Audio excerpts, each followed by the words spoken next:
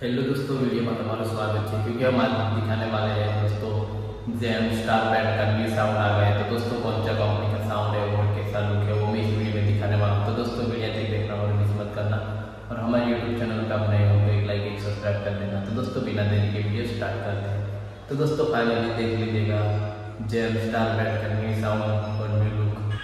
तो दोस्तों देख सकते हैं जेम स्टार बैंड का न्यू साउंड, देख सकते हैं स्पाइडर साउंड है दोस्तों, स्पाइडर लिखा हुआ है दोस्तों, देख सकते हैं फुल धमाका होगा दोस्तों न्यू साउंड। तो दोस्तों पूरा स्पाइडर साउंड लगा है दोस्तों जेम स्टार बैंड में, और फुल धमाका होगा दोस्तों। तो दोस्तों इस वीडियो को ज़्यादा से ज़्यादा शेयर कीजिएगा, क्योंकि पूरा स्पाइडर साउंड आ गया है दोस्तों जेम स्टार बैंड में। तो दोस्तों इस वीडियो को ज़्यादा से ज़्यादा शेयर कीजिएगा, क्योंकि सभी पब्लिक को बता सकते हैं, क्योंकि स्पाइडर साउंड आ गया है जेम स्टार बैंड में। तो दोस्तों फुल धमाका होगा।